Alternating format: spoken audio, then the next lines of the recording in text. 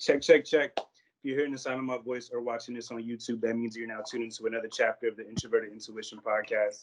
My name is Jeff, aka the Petty Podcaster, aka the Ambitious Introvert, aka the leader of the Libras. My boy is back from stomach flu hell. CR. Yo, what's going on, everybody? It's your man CR, not no wait. Last week, I was out with some food poisoning. That shit had me ready to die. It was horrible. And I love fried calamari. I don't know what it was. I got it from this new place in Montclair. I don't know. I'm alive, y'all. You did too much. But we have one returning guest, two first-time guests on the show. Let's let our returning guest reintroduce herself to our audience. Hi, guys. I'm Victoria Levert. Yeah. Hey. Hi, Victoria. It's been a long time since you've been on the show. I think it's been like a year, I think, right? Yeah. And whichever newer guest wants to introduce themselves first, go ahead. Joy, Johnny, whoever wants to go first. What's up? I'm Johnny. I live here in Bed-Stuy, Brooklyn, and I met Jeff and CR and Joy all at the podcast studio that I used to work at. Right. That's me. Yes. Johnny, I fucking miss you, bro. I miss you guys a lot. Same. For real. Joy, you want to introduce yourself? Yes, sir. Hi, everyone. My name is Joy, Joy Infinity on the social medias. I am a streamer, gamer, content creator, and I also happen to be a furloughed audio engineer at Gotham Podcast Studio. And when Jeff reached out and was like, hey, we're going to do this thing, I was like, cool. Like, I ain't working no way. And then he said at the last minute, oh, Johnny's going to be on. I almost fainted. I was like, oh my God, I hadn't seen this man in so long. I love him. I miss him. Please, I'm so happy to be here. I miss you too. I watched your Twitch stream today, one of the ones you posted on Instagram, and I listened to just your wildness, and I laughed hard. Oh, it was like you trying to climb that puzzle. But anyways. Oh, it's Catherine. Yeah. Catherine. So, like, initially when I was like trying to form this podcast Voltron type thing we're doing tonight, I was trying to think of I was just going through a list of people in my head of people who really were genuine with me when I first met them, and kind of stayed that way as I continued to see them and speak to them. And everyone who's here tonight has pretty much made that cut. I feel like you guys are all genuine people. I'm really curious and concerned a bit, like how you guys have been holding up during this time. And I guess whoever wants to start, maybe CR, you could go last, just because I haven't really talked to you in a week. Yeah. And guys, whoever wants to start, just share their experiences during this time. Like, this all kind of started early March, end of February. Just whoever wants to start, just express your thoughts and your feelings during this new reality we're in. Victoria? All right. You gonna put me on the spot like this? I mean, you looking good, so. The assist. Flat out. Thank you. Well, if I'm gonna be completely honest, like Jeff said, I think really when everything started to go into effect with COVID-19 was around the beginning of March. And I remember my initial reaction to COVID. I live in Manhattan, in lower Manhattan in the financial district. And so I remember like my parents calling me and being like, you've got to get out of New York. There's people are dying. You got to come home. And I remember being like, what are y'all talking about? My mom was like, you got to get food. They're going to run out of food. Like, I remember her just going, my mom's from Alabama, so she's super country. And she was just like, you got to get up out of there. Like, you going to starve to death. They going to have no food. And I remember saying to her, being like, calm down. Because I was in the city. At the time, I was working. I'm a journalist. So I was working. And I remember being like, I live downtown. Everything's going on just like normal. And then I remember the day when everyone was like transitioning from, oh, COVID-19 has hit North America and people are dying off and like we're going to have to quarantine. And I remember going to Whole Foods on a Sunday, which is like a normal ritual for me, and it just being packed and the shelves were completely empty. Ooh. And I was going from meat aisle to milk aisle to toilet paper aisle, like wherever I could, and I couldn't even get a bag of chips. So I remember then walking a few blocks up and going to Trader Joe's, and there was a line wrapped around the outside of Trader Joe's, and I remember being like, oh, wait, this is something serious.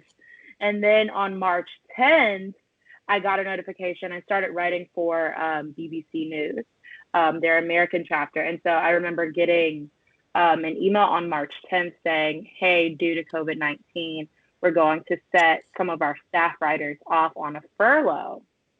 And I was like, basically in my mind, I was like, damn, I done just been let off. You know, because being realistic, I don't think any of these companies are really going to bring back as many people as they had on staff originally. It's definitely not going to happen. So when I saw that email on March 10th, I remember getting it in my mind just being automatically like, all right, I probably just lost my job, which sucked for me because I had recently just come out of unemployment. So I was like, you know, you take the 10 steps forward. Take 2 steps forward, you take 10 back. That's really the kind of feeling I got. And I remember the day I had one of my girlfriends on the phone, and she was planning to go back home. And she was like, we're just going to drive you home, and we're going to get you out of here for a minute because things started to get more extreme.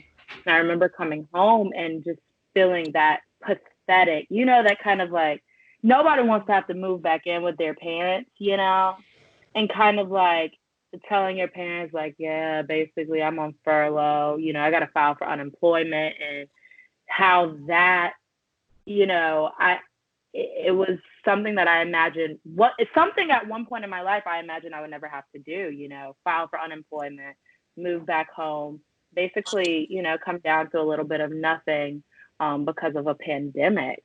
So initially I felt really let down. As time progressed, I've kind of gotten back into the swing of things by, you know, investing in myself and investing in my family and spending family time. But it was definitely very hard for me. Everything that started happening just at once, you know. Not sure how Joy felt about everything though. Oh, you're gonna kick it back to me. Oh, okay. Yeah, I mean, just regarding the favor. Before COVID, before 2020, I was working at a customer service job as a customer service representative, and I just left that job in December to work full time at the studio. So things were going well in 2020 for me, where January, February, and then like you said, COVID kicked in real hard, and March 20th I was furloughed. That's when, you know, the owners were like, girl, you got to go. You can't be out here. So I was very pleased because I'm a Jersey native, born and raised, but I am quarantining in Brooklyn. And to me, it's been the break that I think we all have needed. Because I felt like we've been going. So filing for unemployment was terrible initially, but it's lit now. I mean, it's great because, you know, I've been able to turn 30 in quarantine. I've been able to not have credit card debt in quarantine. I've been able to learn Spanish in quarantine, Cantonese in quarantine. Oh. Hell, I've been doing a lot in quarantine. But I was able to like finally sit down and watch things on Netflix, actually play video games, go to sleep when I want, and also stay safe because I am a high risk person. I do have multiple sclerosis. I am definitely high risk of catching things. So I was already advised, girls, stay your butt home. And that's what I've been doing. I haven't had to move the car in so long because, like, where am I going? Unfortunately, I have had some family members that were infected with COVID-19, but they are still alive. Thank God.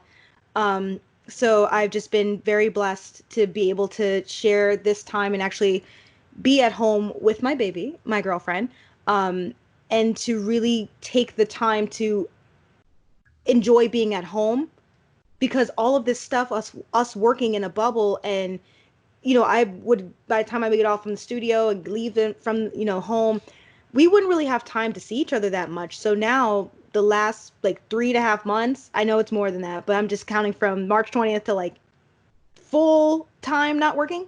It's to me it's been wonderful. But actually last weekend, I will stop. Last weekend I did take a trip to Jersey to hang out with friends, which was very we did our best to like do Top Golf, which is something where it was outside, we had masks, we were separated from people, and I never done that before.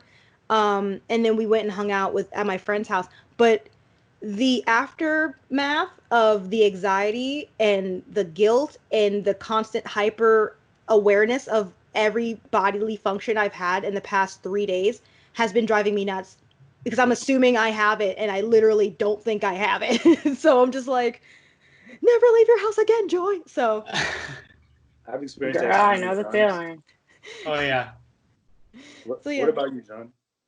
My whole experience has been a little different, I feel like, than most. I mean, everyone's having a different time, but like I'm fortunate enough to work. I work at a really small company at a production studio in Greenpoint, doing primarily audio and music work and some video. But when this happened, pretty much all of our shoots and everything got canceled. So my boss was like, he pretty much bumped me up to full time and was like, I want you to just focus completely on composing music for the rest of this time. So I'm up almost at like 60 songs that I've made for just for work because we're building like a music library right now for licensing and whatnot. So that's literally all I've been doing is doing the thing that I want to do and I went to school for and I've like always. So I'm very blessed. And then it's given me time to actually hang out with my wife because like what pretty much everyone's saying. We never had any time. Like before this, I was an engineer, producer, and a bartender. Now I don't bartend anymore. Thankfully, I don't need it, but like a lot of people do. So that's all I've been doing is making music. The past 2.5 months, I've been going to the studio and working by myself like a few days a week, just using the facility there. So I kind of can't complain too much because my life started snapping into place when this whole thing started. With that being, yeah, it's a huge blessing. With that being said, it's definitely weird trying to navigate the social situation now, like seeing people. I was joking with my wife about how like hanging out with people now is kind of like having a cheat day. Yeah. You know what I mean? Yes. Because it's like you're like, now I gotta like chill and not see too many people for a while because I was just around all these people. I don't know. It's so weird. Like nobody knows how to feel about it, and that's been complicated enough to navigate that, like let alone everything else going on around the world. So I feel like personal life, like and work life are great, but everything else seems so bad. It's just ironic that it comes at that time. And UCR, I mean, we talked about it back and forth the past few episodes, but like maybe you could reiterate or maybe add something new that you maybe experienced during this time. I mean, honestly, I've just been pretty consistent with everything for Joy and Victoria and Johnny. If you guys don't know, like what I do during the day, I drive a Lyft. So Lyft has never shut down since this pandemic started. And I was already a Lyft driver full time. And it's been really consistent, really reliable. You know, I wear a mask when I work, but, besides that and disinfecting, the car, I'm not doing anything too crazy. Like some people got like whole plastic, barriers, and people are complaining they can't feel the air conditioning. It's summertime. So if you got that plastic up, think about there's no real ventilation. So besides putting the window down, but it's hot as hell outside. So it's like, I don't do that because I put the AC on and I'll crack the windows, whatever.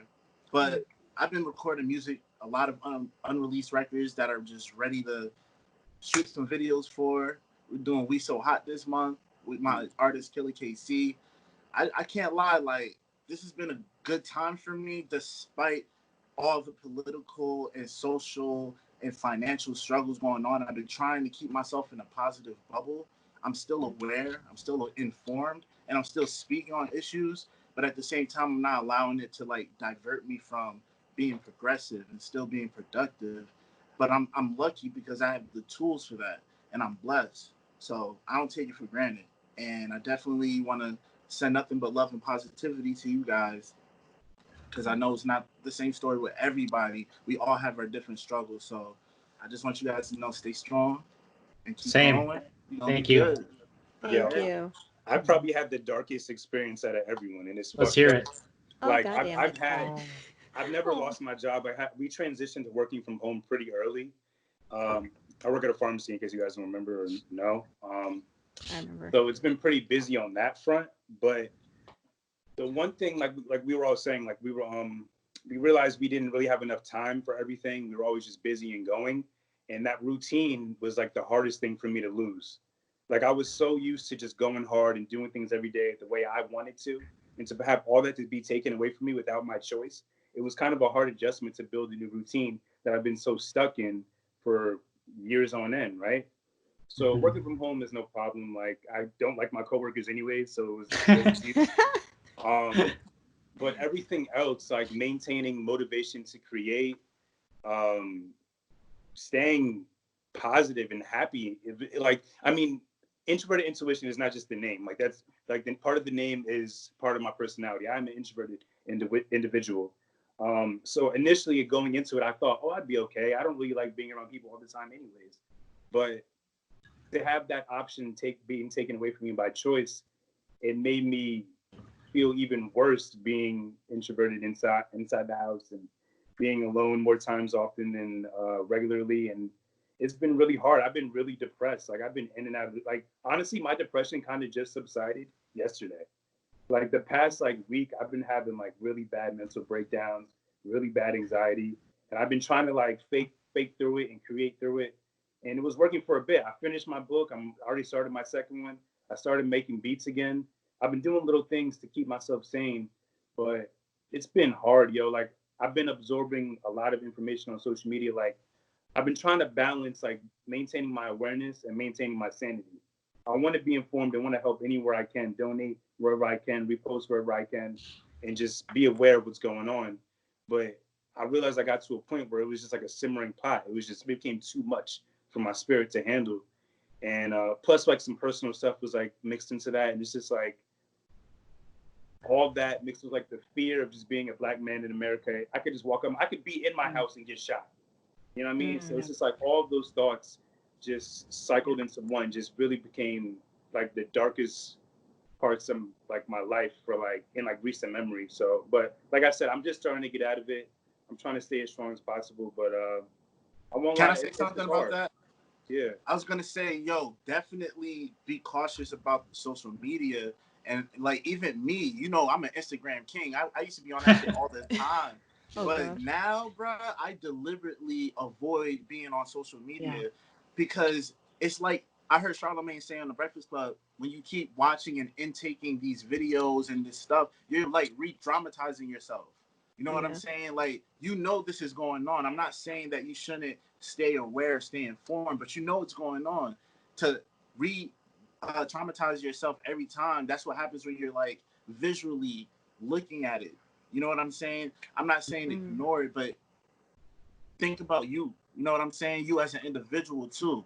You know, we have to have a heart for society, but if you are feeling so depressed and you're feeling down, how are you going to help? Be strong enough to help and uplift others that need that. You know what I'm saying? Because you're a powerful voice. People are looking at you for inspiration. So just remember that. You feel me? And I know that it's not easy because a lot of this stuff really does affect us. Like, I'm a black man. I know how it feels, bro. You know what I'm saying? I live in the hood. I'm trying to get out of here because it's a threat. Like, I got cops that want to shoot me. I got niggas that want to shoot me. So it's just like, you know what I'm saying? It's just like, you got to find a way to create that bubble because we need you. You feel me? Yeah, don't give up, Jeff. Definitely not. Definitely Please not. don't. But Yeah, you got to take care of yourself, like, first.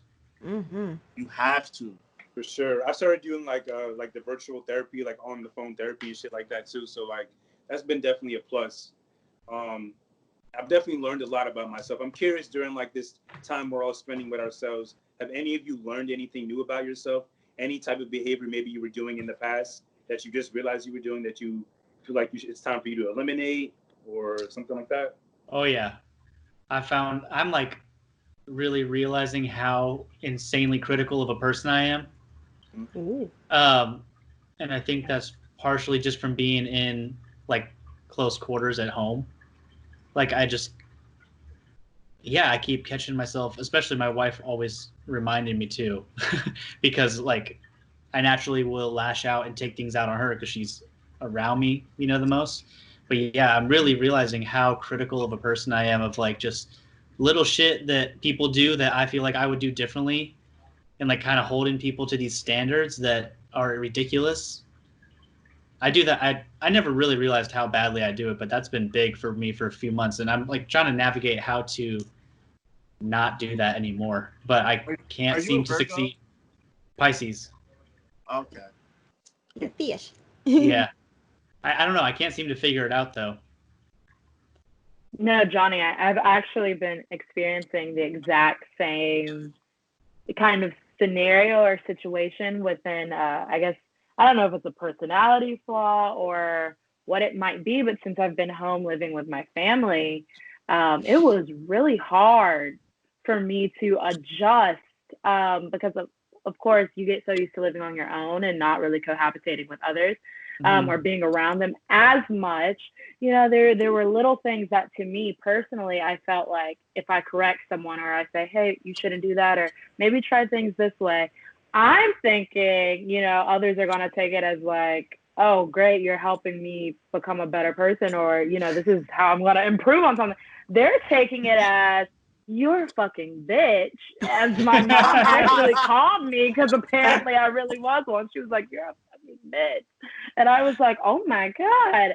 Because you don't think, I'm like, yo, don't do that. You don't see, like, I'm looking at you like, who does this stuff? Are you stupid? And they're like, hey, you can't say that. It's mean. And I'm like, oh, I wasn't trying to be mean. Like, I would want someone to tell me to stop.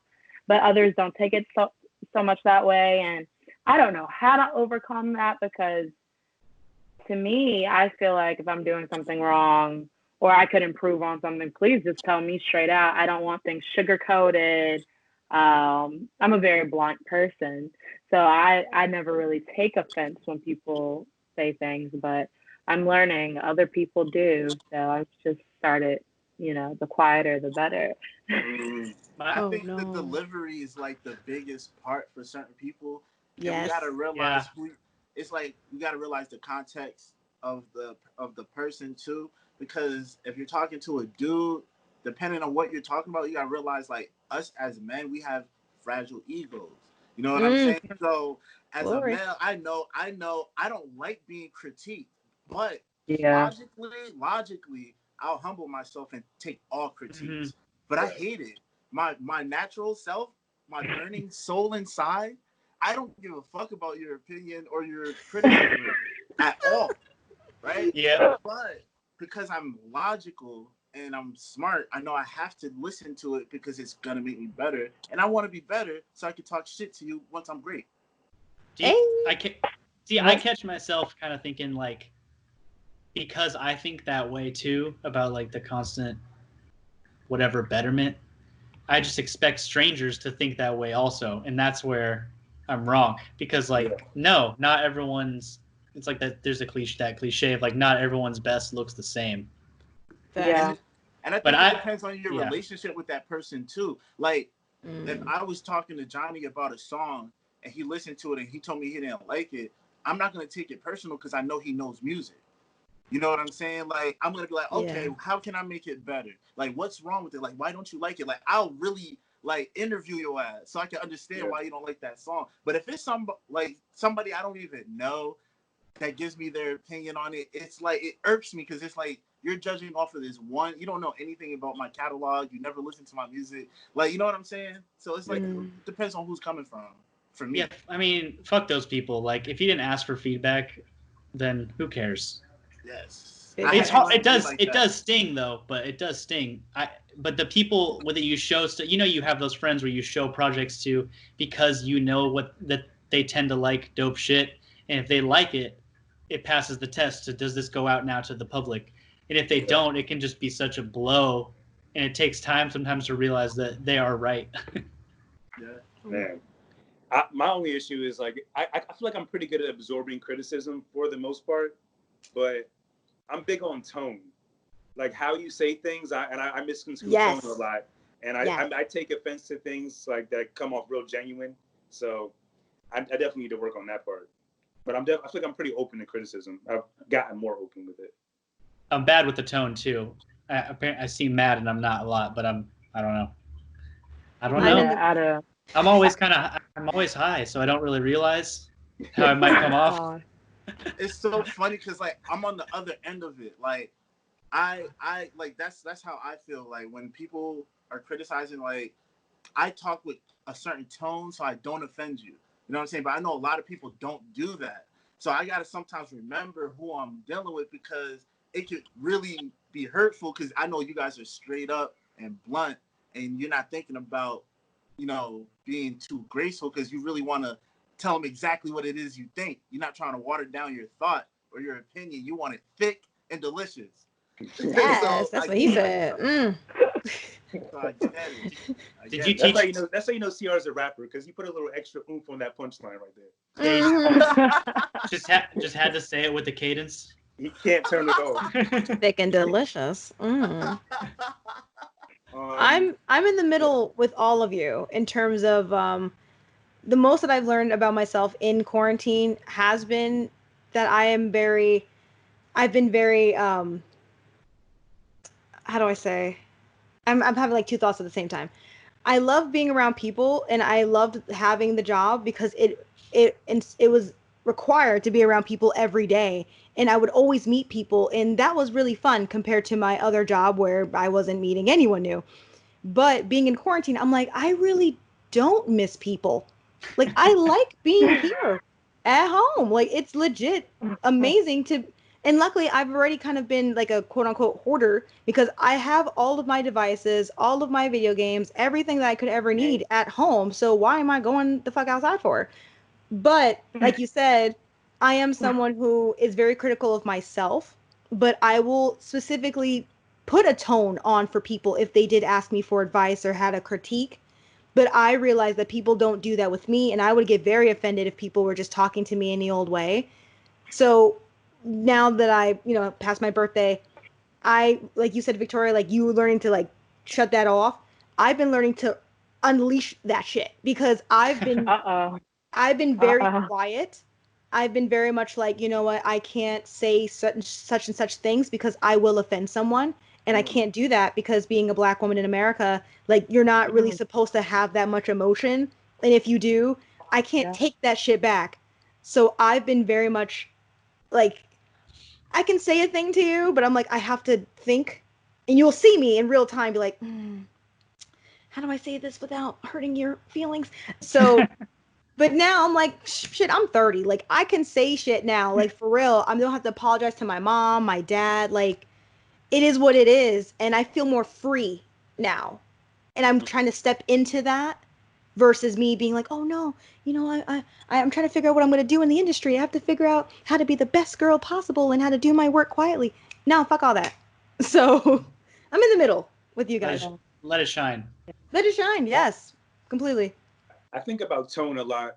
When the word tone comes up, I think about one person, and that's Sandra Bland.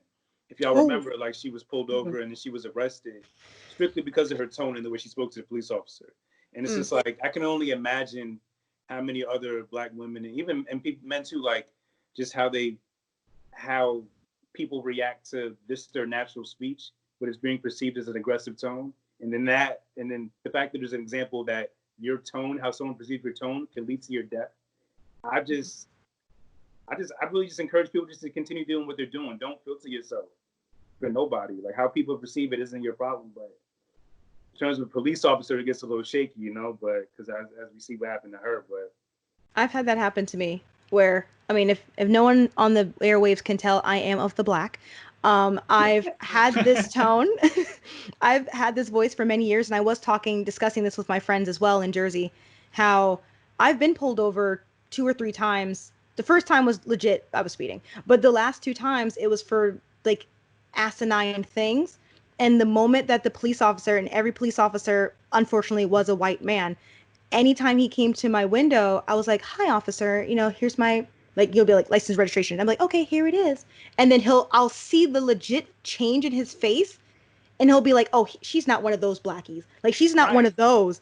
And I'm like, "Oh, because I speak with like articulation and this type of tone, that I got away with it." Like the last time someone pulled me over, he legit was like, "You have a license plate frame and it's covering the state, like the state name." And I was like, "Okay, well, I have that on the front of my car too. Is that a problem?" And he's like, "I didn't see that part." And then he left. Oh my God. I was like, "So you legit were just," and I have a full ass like see-through car. I'm not driving in a red Corvette. Like I'm literally driving in this like Toyota, whatever the hell. So I'm just like, why did I have to go through that? But you know what? Thank God I'm alive. Thank God I didn't get a ticket. But still, I've seen it. It's still horrible. Mm-hmm. And it's so messed up because it's like somebody who doesn't speak as well, somebody who's not as articulate and is of the same color as you would totally get treated different. Mm-hmm. It's so messed up because like I don't know, it's just crazy because I also know how to code switch. So it's like if I'm pulled over by a police officer, I am, "Hey, how you doing?" Yeah. Like, Hi. I'm My name using is that Dan. to my advantage because I know that's how they think. It's unfortunate, but I know that's how they think. So I take advantage of it. But it's just crazy, man. Yeah, but even like you could talk as proper as you want. Like you like with the situation with like Rayshard Brooks, I think was in Atlanta or Georgia, whatever. Yeah. Like he was. I think Yeah. they say he was drunk. I mean, you could kind of hear like the bit of a slur in his voice, but he was speaking as properly as he could. Explains to the cop the whole entire night up until what led to him being asleep in his car, and they still shot his ass. So it's like we can't win. Like whatever we do, we could be chilling out. Someone could come downstairs and shoot me right now. Someone could just I could get pulled over for something really minor and that'd be it. It's rough out here. And going back to I think that was like mid-March with the George Floyd situation. Can you guys share your thoughts with us about your thoughts around that time, watching that video and then the aftermath with the situation with George Floyd and that situation? Oh wow. I mean, I God, all right. I didn't know we were gonna go in this direction, so I'm just settling real quick. Um, Seeing it again as a Black woman in 2020, like I had a feeling it was going to be like this. At this point, it better stir up some shit. Like, please, for the love of God, let it stir up some shit, please. But if it doesn't, I still have to have the mental capacity to be okay with that because I've seen it over and over and over and over again where it's wash, rinse, and repeat. So honestly, I am blessed again that we're all sitting at home to legit pay attention to this. We can't blame, "Oh, I'm working, I ain't got time for that," or "I'm doing this, I ain't got time for that." No, you have the fuck time. You can sit down and you can watch it and you can see it and you can call someone and you can tell someone. You can do the things that you've been like wishing that you could do if you had time. Now there's legit no excuse to be like, "Oh, well, I ain't pay attention to that." Well, you're at home. So seeing it, I was upset. Learning about it, I was upset. Seeing the aftermath and seeing all of the uproar and the rebellion, and all, I was like, yes, finally, like for real. And don't let up.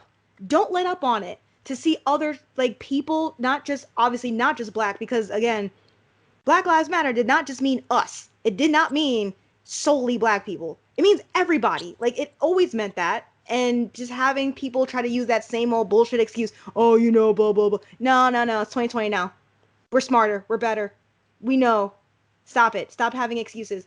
So I just feel a lot better that it was so caused so much of a stir, like a shift, a movement, because it's not a moment, it's a movement. I'm hoping it still continues and that we never let off of it. So that's the only way it's helped me keep going forward as a woman, regardless of what's going on and regardless of what class or where we fall in this society. I don't have money like that, but I have a voice, and I'm hoping that we can all use our voices to say something and it means something and it actually sticks. So there we go. So for me, kind of like what Jeff said he's been experiencing lately, when I first saw what was happening with George Floyd, which is what has kind of kicked off the whole narrative for these past few weeks that we've been observing. When I watched the video initially, I was like, here we go again. And for me, it's really sad and quite sickening, actually, that this has become kind of a normalized thing for us to see is Black men who really aren't posing any sort of threat. I've heard both sides of the argument. The one side of, oh, he has a criminal track record and all this BS, that is irrelevant. And then I've heard the other side, which is this is a Black man who lost his life. And me knowing, politics and all the things that run into it, and me being a journalist, I've been watching these cases just stack for the past 4 years and beyond that. Just watching them build up. And I was like, you kind of have to be a sick person to kneel on someone's neck and hear them say, I can't breathe numerous times while they're in handcuffs and they're being sat on by 2 other people. And you just continue to look into a camera. You're being recorded. Someone is taping you. And you have someone, screaming out, I can't breathe. Please help me. And you're hearing this man cry out for help. And you're just going to put more pressure on someone's neck and you're crushing their lungs. And you're looking into a camera and you don't have any remorse. I was like, wow, that's a sick person. And then it started to depress me. I started to get the type of anxiety I've developed over the past month. I don't really speak on it, but during the first, about 2 weeks ago, I couldn't sleep at all. I was having insomnia, like you could never imagine. And I started having panic attacks, in the middle of the night, because usually I'd lay down in bed, I'd go over the news, and then I'd go on Instagram. And so I started to notice a trend. You'd think that once George Floyd was murdered and, the protests began, the riots began, you would think that, oh, maybe the police would slow down. Maybe you're going to stop attacking Black people. Oh, no, it just escalated. In my hometown of Birmingham, Alabama, we had the Ku Klux Klan show up. They got on the phone, called the police, and said, I'm going to kill this nigger right now, talking about the mayor of Birmingham. I'm going to kill him right now. You better tell those niggers to get ready. And so I'm watching this before I go to sleep every night, and I started having the most epic panic attacks. Look at right now. We have so many Black people being lynched, and it's almost every week. So, Black people, right after George Floyd was murdered, in that same week, 4 Black people were found hanging. I'm sorry, they were found hanging from trees. And then just this week, video footage comes out from Monroe, Indiana, of 4 white people literally tying up a Black man in the woods, putting the noose over his head on camera. And their governor or mayor, whoever he was, had to speak out on it and say, I love my residents, Black and white, and I'm sorry.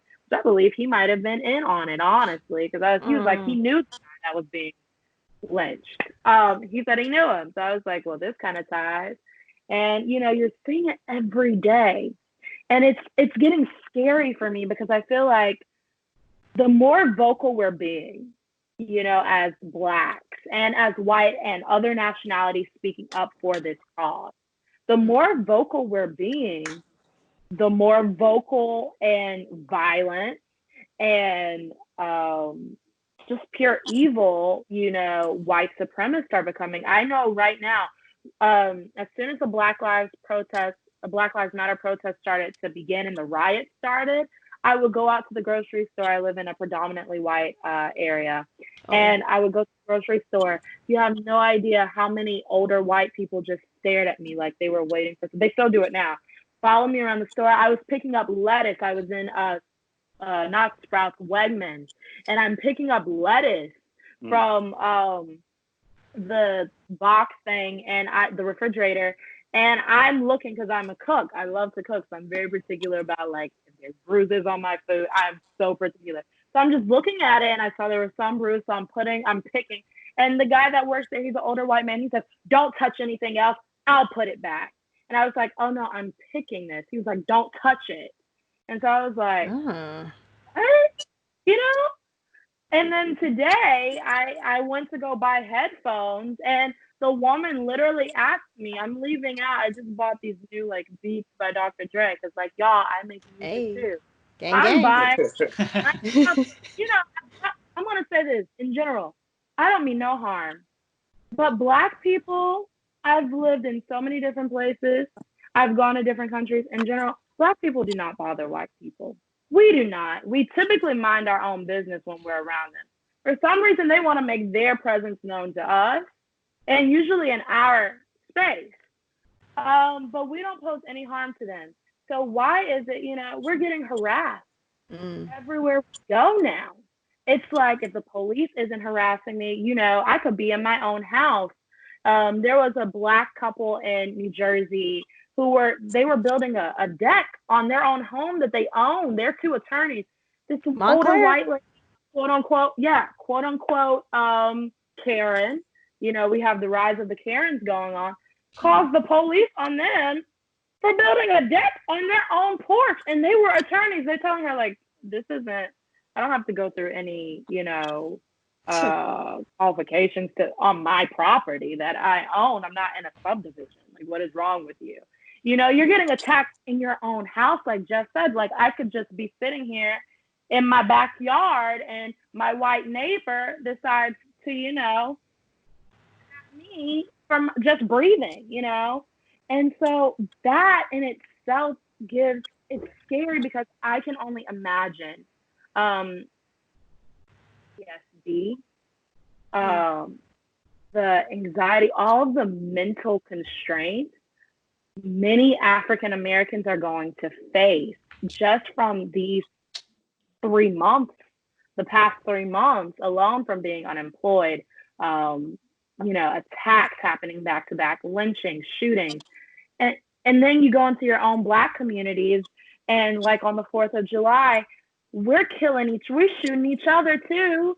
And babies are dying because of it. We're shooting our own Black children now. It's scary. It's like it's like one of those, well, dang if I do, dang if I don't, and that is terrifying. That's the only way I can really speak out on how I have felt after George Floyd. Was I do feel liberated from the riots. I believe every riot was necessary. I don't care, except for some of the ones that were done in Black communities. I don't necessarily condone all of those.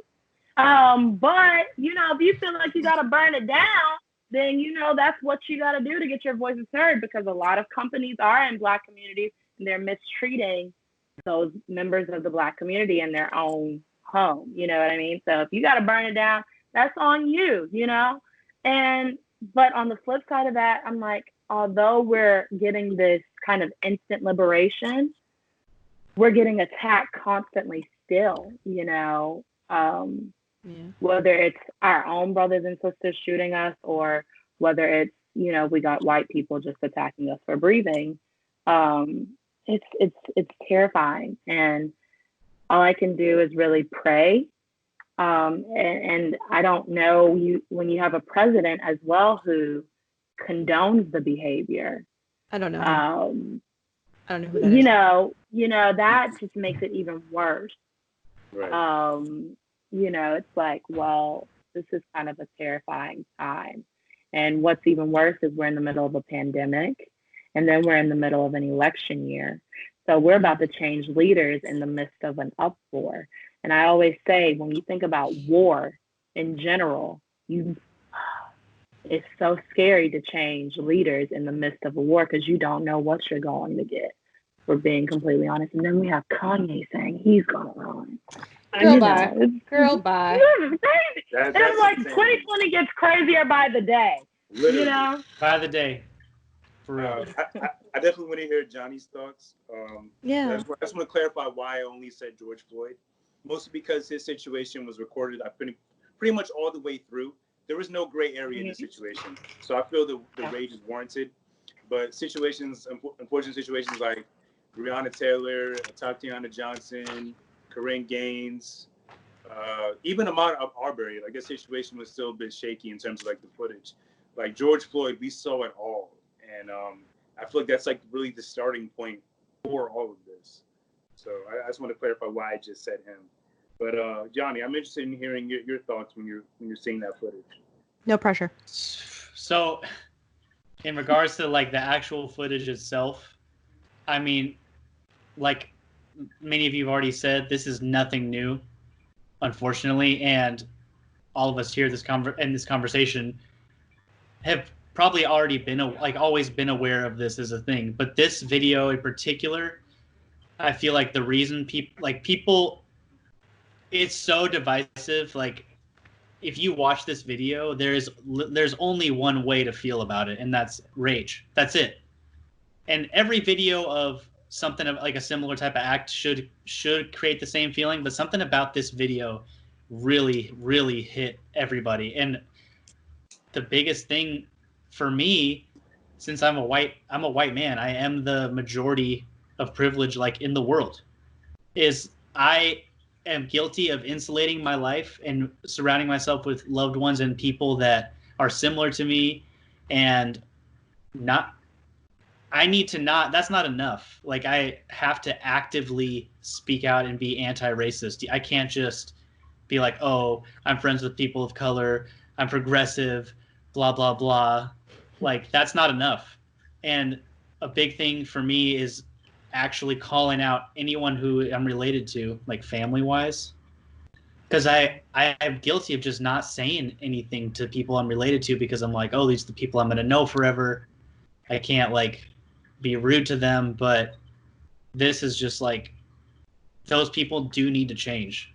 I can't just let those people sit there and think how they think. I have to convince them. And I have kind of broken down my family, my parents at least, and gotten them to, like, they even went out. I'm from California, but they even went out and protested, which is insane because I grew up hearing racist stuff from my parents as a kid.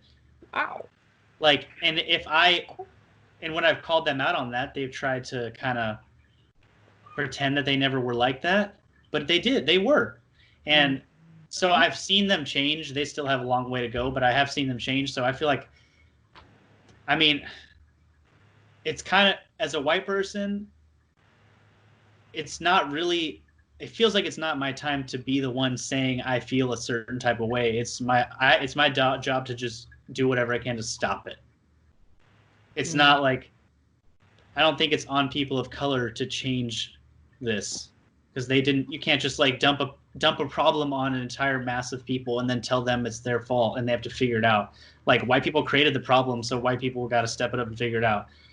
I don't really have a whole lot to say because but that's pretty much it. Like, no, I have to step up and do more. That's the biggest thing, is just do more and really try to change people that need to be changed. And my advice to white people who are looking for some way to support besides protesting and showing up and donating or whatever, like, first of all, don't lean on your black friends to educate you. Like, we all have, like we all said earlier in this podcast, we're all home. Whether you're working or not, you're going to be home. You're not going anywhere. So your phone is in front of you. Your computer is in front of you. All the information you may not know, you could easily find, whether it's in a book or through a Google search. So I will encourage the people who aren't black or whatever, who are looking to help, get some information, because you may see something that maybe we're missing, and you can utilize your privilege in tune with that information to change the world. Like a few people that I'm associated with that are white have been asking me like what to do or like what books they should read. And I'm like, yo, you asking the wrong one, first of all, because like I'm not gonna do the work for you. Like, if you want to be an ally, that means taking up your share of the work. That means doing your part and helping on your own. Like, I could guide you, I could point you in the right direction, but I'm not gonna hold your hand through the process. So I definitely encourage people who aren't black to do your part on your own with what you can, because we're on our phones all day. So why can't you use it for like a positive way to like educate yourself? So we are tired. Gotta call out the bullshit. A lot of bullshit, and gotta also call it out. Yeah, and also like I mean, Joy, I'm sure you're not going out the house to be in any protests because of your condition or whatever. But Victoria, Johnny, have you attended a protest? Yeah. Yes. What was your experiences like? So the group that my wife and I were with, overwhelmingly, I mean, just like we weren't there with friends, but just like the group that we were kind of separated off with, because the way the police will do it is people will march and then the police will stop them and they try to split up the groups so it becomes like less effective in a way. And like they'll kind of try to divert crowds to down different streets. But the group we were in was overwhelmingly positive. Like we didn't see anything crazy and bad go down. But I know that at that exact moment in other parts of Manhattan, there was horrible shit happening to protesters. I felt like I have never been much of like a go out and physically protest type of person, but I felt like white people got to step up and do it, because you can't just expect, like I was saying earlier, you can't just expect people that are already in danger because of the police to go out there and be the only ones fighting for themselves. Absolutely. Victoria, what was your experience like? My experience kind of sucked. I was very disappointed that I was not in Manhattan to protest, because, you know, I was on Instagram. I was seeing all my friends in the protest, and like it was being like, F the police. And I was like, oh, I would love to do this with my mask on, of course, and probably some sunglasses. I don't want people to know it's me. But I went to a Juneteenth protest, actually. So basically it was a Juneteenth celebration that also led into a march. It was there was police presence there, but they didn't really interfere with us very much. So it was very peaceful and informative. Actually, we had a lot of lectures from writers, and musicians were there, dancers. It was kind of like a whole celebration that led into a protest. But sadly, it started pouring down, raining midway. Like a hurricane hit. Seemed like it was actually insane. So it didn't last very long. It was like an hour and 30 minutes, but that was the best that I could do in my area, because it's kind of lame out here in the middle of nowhere, you know. But if I were in Manhattan, y'all probably would have saw me marching like 12 miles a day, and might have been in handcuffs following me, because I'm very fueled up over a lot of the stuff that's happening, because it's not right. Absolutely. Every time I see CR smoke, first of all, it makes me want to smoke. I haven't smoked in so long. But it also triggered a question. I feel like people use their vices for different things, but I feel like now that we're all inside, we have like an extended amount of access to our vices. And I'm curious, what are some of your vices you've been indulging in during this time? Whether it's something like weed, something a bit harder, something a bit lesser. You guys been indulging anything? I've been smoking so much more weed. I need to be where you at. No, like I've definitely doubled just because of the time home. That, and then I've been taking a little bit of mushrooms every once in a while, just to like, when I'm feeling like I'm gonna boil over, just kind of gives myself a good reset, just a little bit, you know. I might need to come over, man. I'm not gonna lie. We're party at Johnny's. Come visit. We have a backyard. We got a barbecue. Shit, I'll pull up. I got a mask. I got hand sanitizer. Mask on. What about you, Victoria? Seriously, though. Joy? Have you been? What are your vices during this time? Well, for me, I don't believe I have any particular vices. You know what? Scratch that. So I was getting really into rum chata, because I was like, I'm home, bitch. What? But because of the MS, like I can't have so much sweets and so much like sugar, because clearly I'm sitting here like eating Raisinets, but I can't eat that much. I had the Linden Butter Crunch cookies. Like I was eating those every day. Can't have that, because my body would just like spaz out. Like the nerves, and my body would be inflamed. Like my nervous system would be inflamed for certain parts. So I'm just like, oh, I can't do that either. So I've been trying to lay off that stuff and that stuff. You guys are taking mushrooms. I'm like, cookies. So for the most part, it's just been that. And I've been on a Juneteenth high still. I want to protest, but I'm like, I probably shouldn't. But the most I've done has been donate to the Color of Change Foundation. I was on the Juneteenth panel for OS NYC, and I also donated to my one of my great friends. She's an artist, and she was donating as well. So I was just buying. Also, another advice: buying a bunch of black products, like black products, any black-owned business. I was like, give me all the shit. So I actually just got a free like keyboard from that panel back on Juneteenth, like today, and I was like, oh, the gifts keep on coming. So as much as I can't, I don't want to be out there because it's not just me that's affected in this house. I got my baby's mom, baby's family comes over. Like I don't want to be the one to bring it upon people. And I'm also nervous, like, what if they're bringing it here? So the most I've been doing is trying to voice my opinion and just be like, okay, guys, like, look, here's some places I can donate money. I can try to support, wear the things, and just make sure that people also realize that I am not your teacher. I am not your black sensei. I can't help you. Google it, please. So, yeah. Yeah.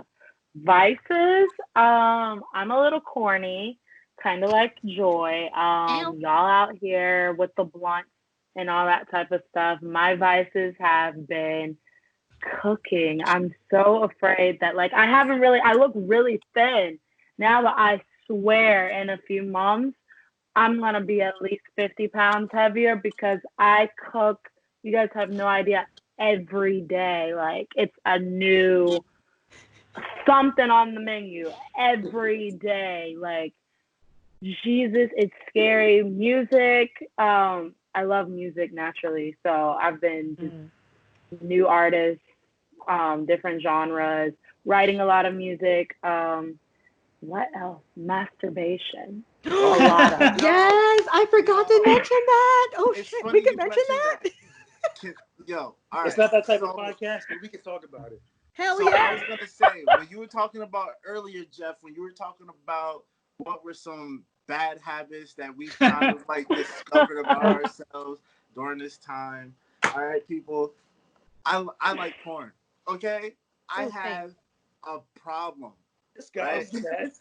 So I stopped recently. I finally realized because I didn't realize I thought I was a sex addict. I didn't understand why I always was thinking Hey. about sex. Oh my god. And it's because I I was really masturbating too much and watching way too much porn. Once I finally stopped, I was like, oh, this is what it feels like to be normal. Yo. Hey, I've been there. Hey. So I actually It's stopped rough. watching as much porn, but I used to be bad. And in the beginning of quarantine, it was crazy. But then I started getting some cheeks, and then that got crazy. Yes. Linking up during the quarantine is not safe, but it's worth it. Ooh. Man, I'm not gonna lie. I've been taking chances. Man. Damn. Just to go back to the processing thing right quick. We're just gonna skip right over the masturbation. We're not gonna. We're Oh, gonna skip over No, that. please, let's What What not. else can we say? What else is to say? Who wants to share their masturbation stories? Like, when was the last time you did it? I don't know. Like, who wants to go? Oh my god. But protesting. I just want to quick say, like, I haven't been to a protest strictly out of fear of the virus. I don't want to catch it. I don't know how it really works. New information comes out every day, and information that comes out that contradicts what they're saying, like the day before. I'm scared. And I mean, I think I'm more scared of the virus than like what could happen to me from the police, but I haven't gone strictly out of fear. And I was really struggling with this balance of how to contribute. I felt like the podcast is not enough. So that's why I didn't want to do it at first. I felt like me donating is not enough because I don't know where our money's really going. So I just have this real like struggle with like where I want to put my energy to support. But I do plan to attend a protest. I believe there's one coming up that I'm looking to attend in Jersey somewhere. But I'm afraid, man, that virus it's as real as the media has made it to be at this point. Just don't get out the car. Just park it, roll down your windows, listen, and just watch that way and be like, just put up the fist outside the window Yeah, and just watch them for a little bit, because I do understand. I was afraid to go to the little Juneteenth thing that I went to.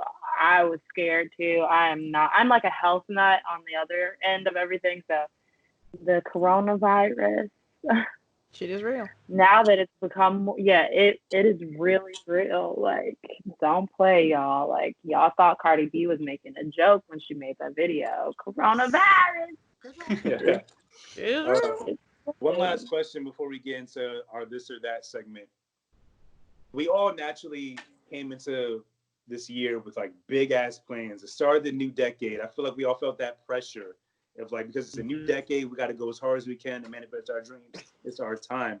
I'm curious, what were some plans that you guys have from yourselves that you may have had to adjust to this new reality, or that you had to cancel entirely? And how will you proceed with those dreams moving forward?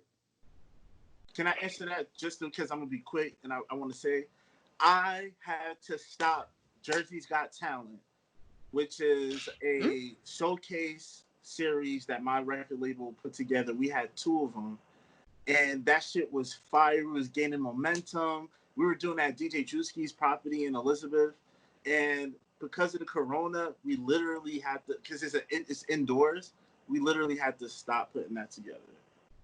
And that sucked. So how will you adjust going forward? Will you do an outdoor one? Will you do a virtual one? Now I'm thinking about doing something outdoors, because there's way more lenient rules with that. But at the same time, it's risky, because if I invest in permits, DJ, food, security, and people don't want to come out because they're afraid of coronavirus, then it's like, fuck. You know what I mean? It's kind of risky. So it's like we're talking about trying to figure a way to overcome that, but we're still staying relevant, releasing music and music videos. But that Jersey's Got Talent showcase, man, I wish you guys, Victoria, Joy, and Johnny, I wish you guys would have been able to experience it. That shit has been fire. Jeff has been to both of them, and it was just he was a judge for one of them. Yeah, I was the Simon Cowell. Everyone hated me. I love he was that. definitely Simon. He was definitely Simon. You were the hater. But to clarify, I was drunk. When I get drunk, I get very like, He's I hilarious. don't know, man. But yeah. So Joy, Victoria, Johnny, like, what about your goals, and how are you gonna learn to adjust to this new reality with those goals, or have you scrapped them entirely? Well, no. I think because of the year, like the way that the months were going prior to Corona, I had all these plans, and then I just kept putting them on hold, being like, well, when I have time. And now, because of the Corona, I have been able to look more into furthering my brand, like actually having the time to sit and listen to people and how they're doing their brands, and how to be a better streamer, a better gamer, content creator, doing stuff on YouTube, doing stuff on Patreon. And one of my biggest things, 3 biggest things, was doing music, which has been like GarageBand, so don't judge me. Learning languages, which I'm actually doing, and I have a partner who actually, it has been the most supportive on all of these fronts. And the biggest thing has been actually legit doing a fucking podcast. Like, finally sitting down and making my own podcast. And I had put that on the back burner for like 50 billion years. But finally, I've been able to conceptualize it, put it down to a thing, and actually like take notes and actually record episodes and like legit make the music for it, GarageBand, and focus on that, because I'm like, oh, I can actually do this, and not just be like, oh, I've taken so many notes, from being at the studio and listening to all of you guys, and just saying, I'm a podcast like fan, like I'm an avid fan, I love listening, and just having all these ideas. So honestly, being in like quarantine hasn't really stopped me from doing things. It just definitely has allowed me to expand and to actually research, like, all right, well, if you're going to be a brand, you got to trademark. You got to do that stuff. You can't just be like, oh, I'm going to do it when I do it. So it hasn't stopped me. And I'm just really blessed to have people in my corner in my life who like actually want to see me succeed, and not just being like a hater from the side. So. And pause. Just real quick. Like, I feel like this is what this quarantine is really showed all of us, like, or reminded us that time is limited. Like, don't wait on shit. Now you have all the time to yourself. So if you're just waiting on shit and putting shit off, Mhm. you're fucking lazy and you don't really want it. So I think that's Mhm. what time to really show this off. But Victoria, Johnny, you guys want to talk? Yeah, I freaking hate 2020 because this bitch fucked me the fuck up, okay? Because listen, I did have plans, some serious ones. Actually, the day that I got placed on furlough, March 10th, was the day, and like the day I was actually supposed to be flying to Europe. I had paid my tickets, hotels. I was actually going on a press release for an upcoming book that I had written, and it completely wiped it all out. Wiped it all out. A lot of money was lost, like a lot. Man, it really messed me up. And for a long time I was really upset about it and kind of set back, like I was not supposed to be in America. I was supposed to be making money. I was supposed to be putting out a book, and none of this is really going the way that I planned. But on the bright side, this whole quarantine, I've been able to write another book that I've decided to self-publish myself and work on ways to get it out myself rather than relying on others. And really learning a business that I should have already been really enlightened in, and just taking the time to learn it all myself, and plan for another book tour. It really is, guys. That really dampened my spirit. I'm not gonna lie, but everything happens for a reason, I think. So I'm just learning to kind of roll with the flow, and take some time out to learn new things, better yourself, learn how to invest in yourself, and never stop making money.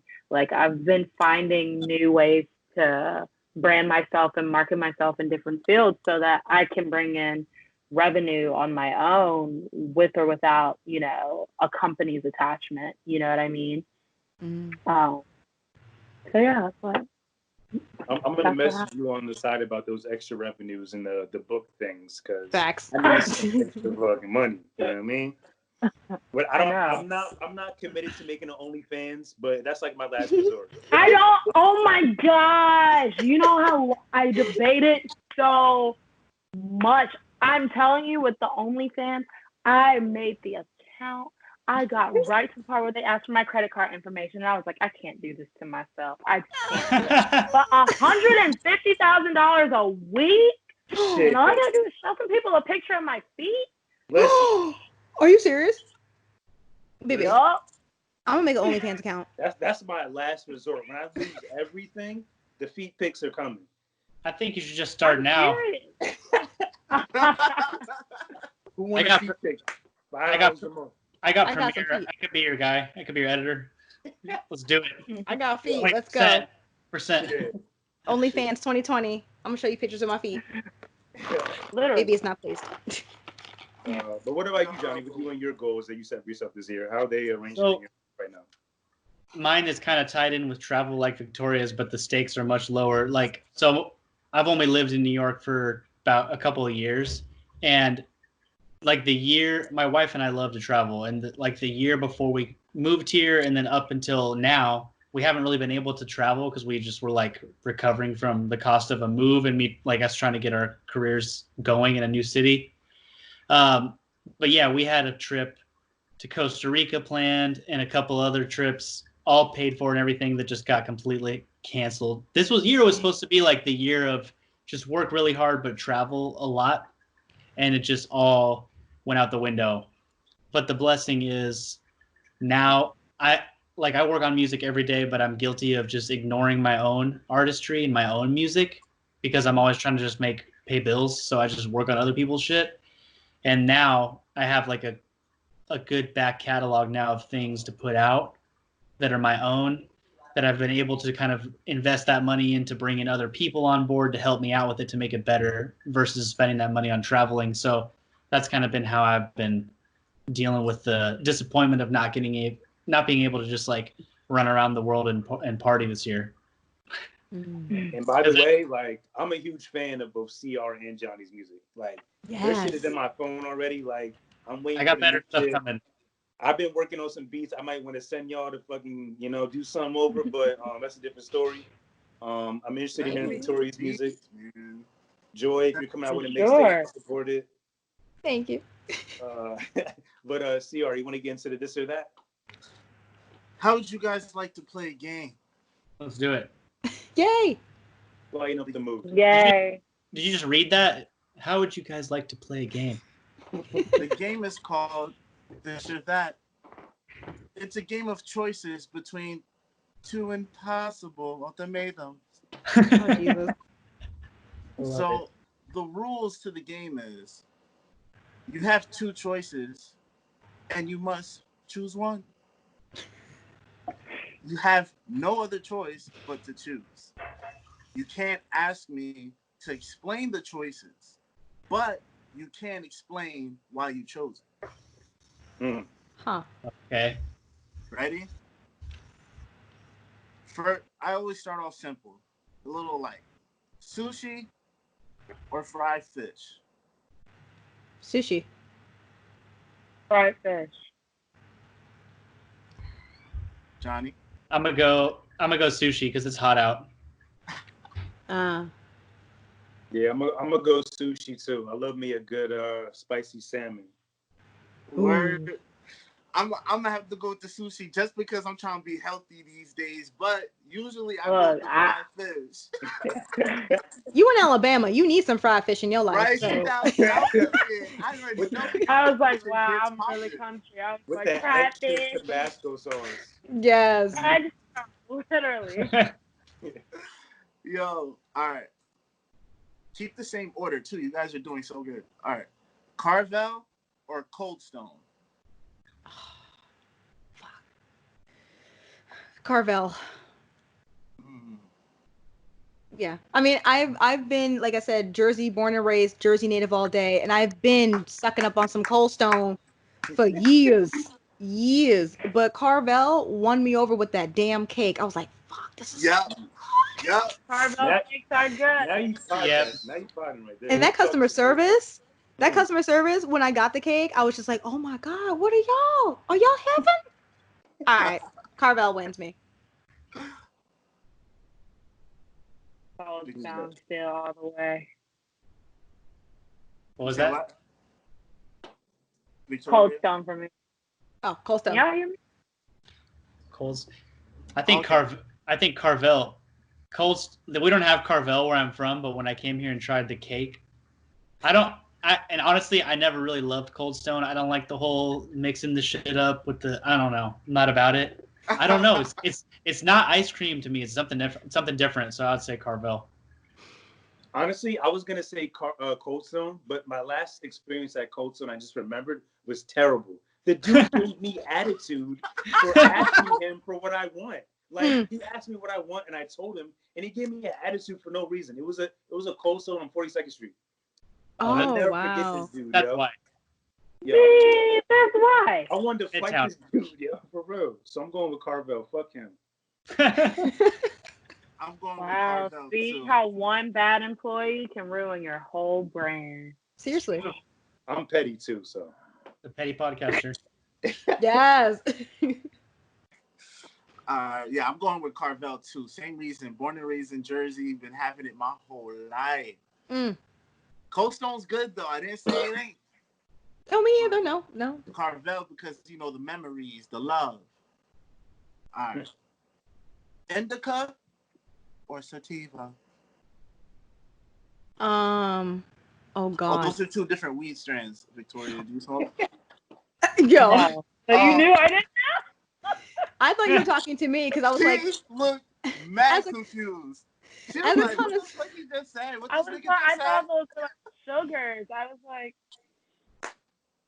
Sugars. I mean, as a connoisseur of both, I mean, clearly I'm corny crew. I don't know what the hell did. I think Choose wisely. sativa? Is that because No. not that one? Which is No. the one that's in songs? Which is the one that's in rap songs? Is it indica? Both. Fuck. Okay, I think indica sounds better, but sativa I think just sounds kind of like saliva. So I'm gonna go with indica. I hope Same, girl. I was gonna just pick that one because of the name. It sounds nice. It reminds me of Indica. Yeah. Because, we smoke all the time, I don't know. Indica for sure. I'm trying to slow my brain down, not speed it up. That's what it does? Oh my God. I mean, sativa for me is like, that's just leaning into my overall, like, already overactive imagination and brain. Indica for sure, all day. Yeah, the first ever weed I smoked was sativa, and I did that for like all throughout high school. So I'm going with indica because it chills me out, calms my brain as much as it can. Lets me process. Yeah, I need some right now. So you might get a text from me after this about some weed. Hey. But I would go indica as well, just because it's for the chilled vibe type of people who just want to feel nice, not slumped on the couch and barely can remember your name. So I go with indica. Oh my God. Yeah. Thank y'all for helping me because I don't know the difference. I didn't know. That's what we're here for. Yeah, I'm glad we have good taste by words. Thank God. All right. Meg Thee Stallion or Cardi B? Meg Thee Stallion. Meg. It's not even like That's my girl. It's not like I'm not a fan of Cardi B either. Like Cardi B also has my heart. Like I enjoy both of them, but Meg Thee Stallion, I didn't get into just because like I wasn't listening to the radio.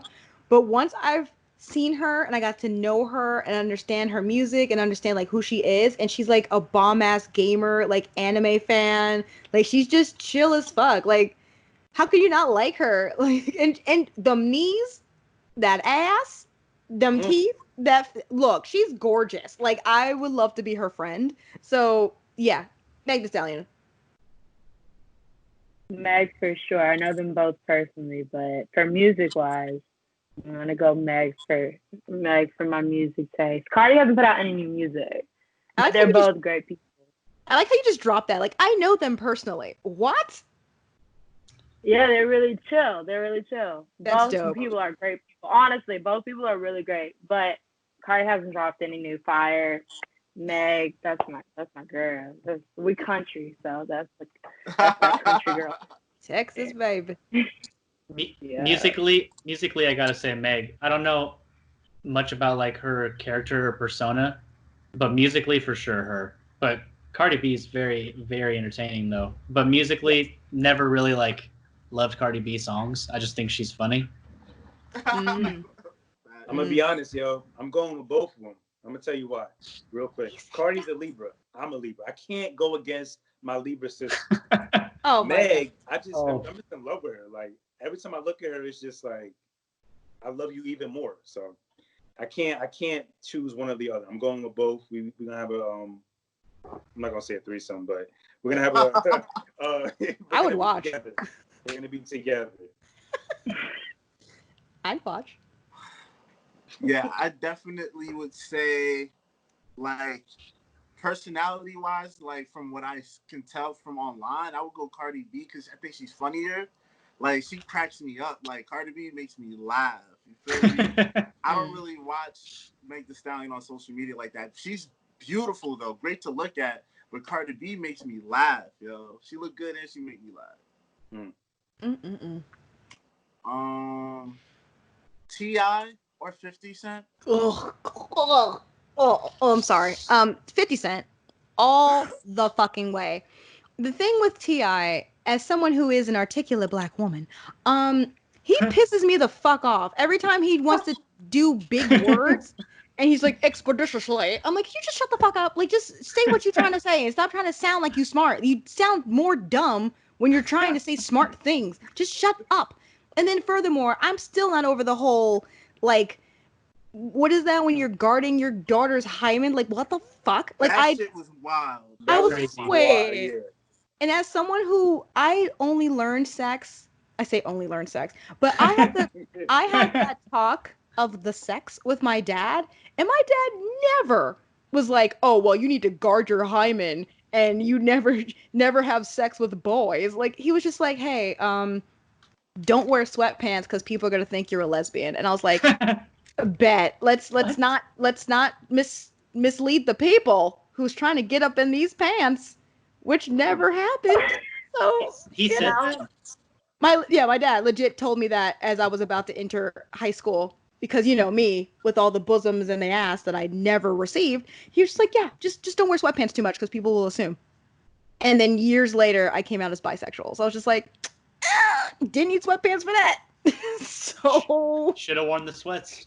Yo, I Joy, should've I would read your book, yo. I would read your book if you got one. don't worry, I have a book called Book in a Month that I got from Brianna. So I'm supposed to be writing this book as well. So I was gonna reach out to you, Victoria, like and Jeff, just to be like, All right, no, I'll it's do a that. real thing. Books are a long process, so I'm here to help. we got time. We literally, where we gonna go? We ain't got nothing else to do. Wait, what was the question? Sorry, T.I. or 50 Cent. Or 50 Cent. Oh, right. So contrary to you, Joy, same synopsis, but reverse. I'm gonna have to go with T.I. I absolutely despise 50 Cent.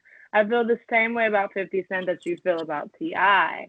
I feel like he really tries to make himself seem smart and articulate, but he's really a degrading pig, and he only does it to Black women.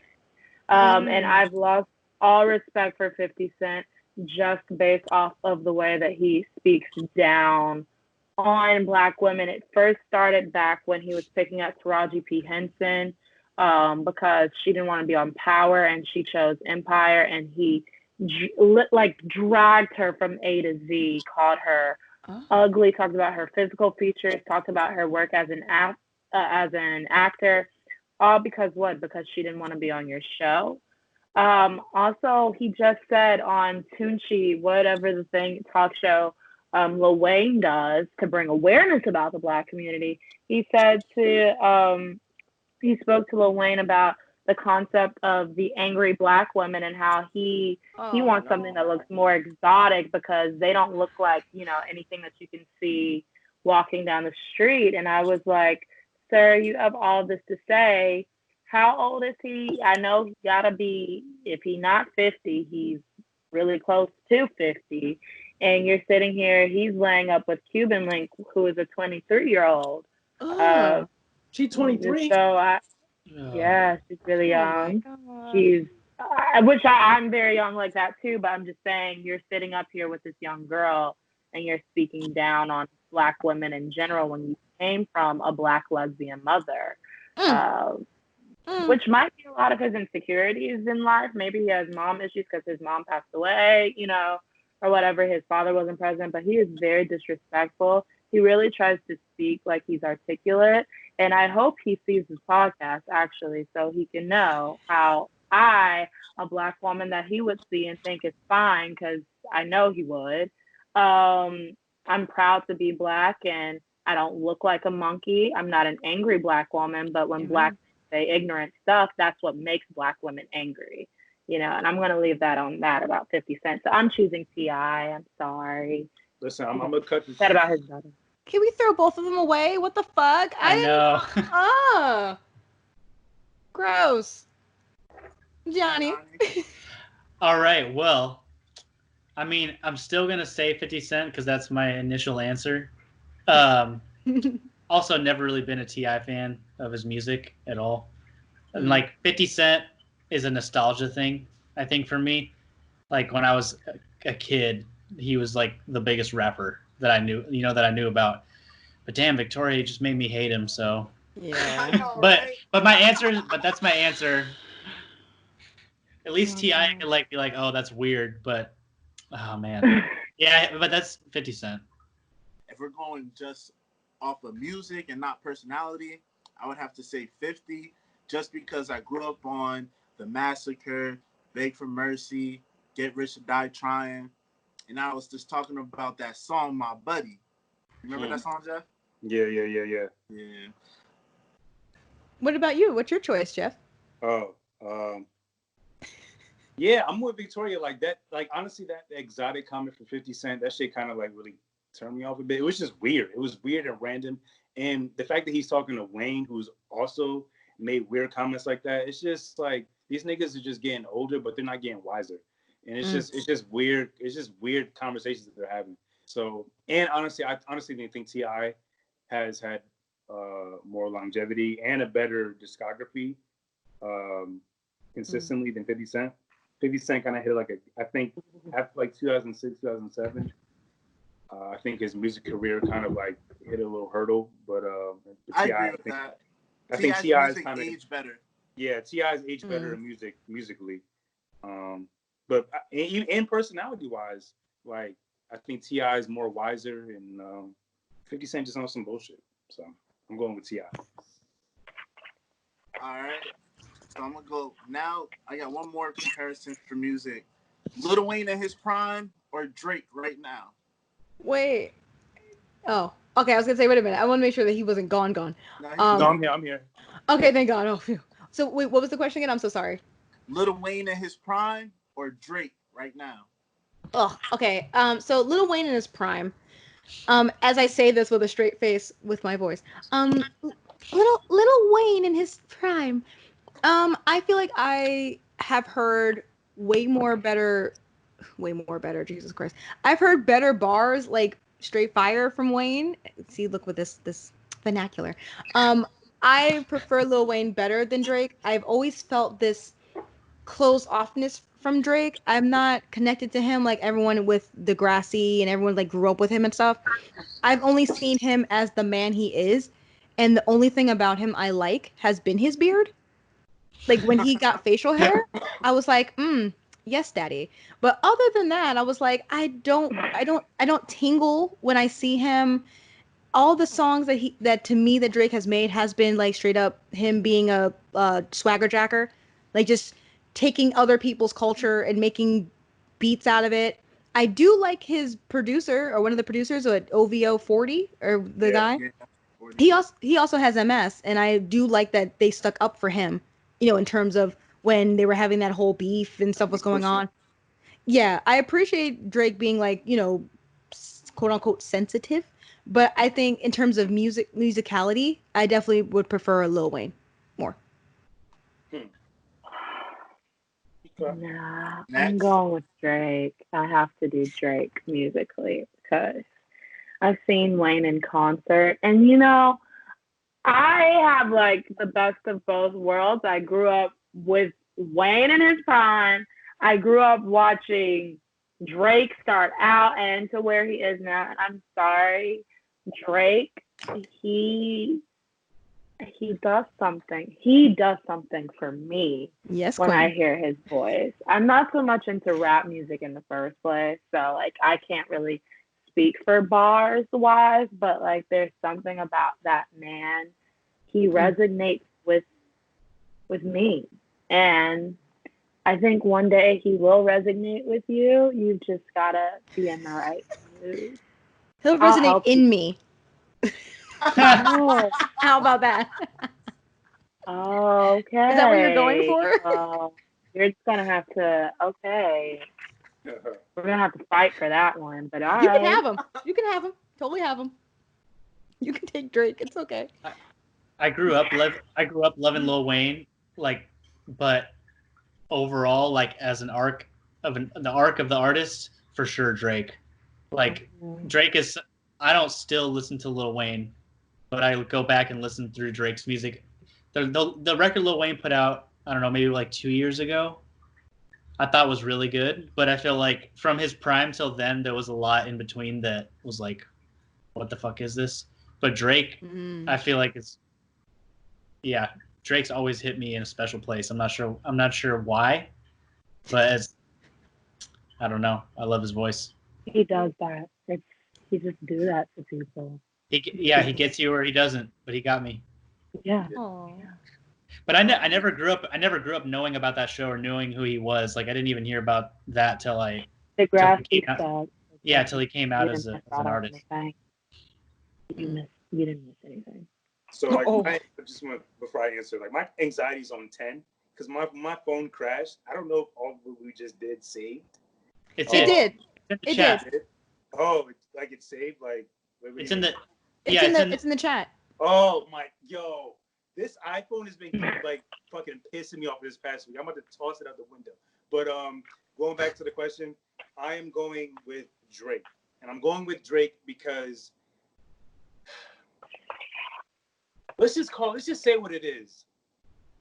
Drake is better than Wayne. Old Drake is better than old Wayne. New Drake is better than new Wayne. Wow. Drake understands me. Drake understands women. Drake is what Wayne probably strived to be when he was younger.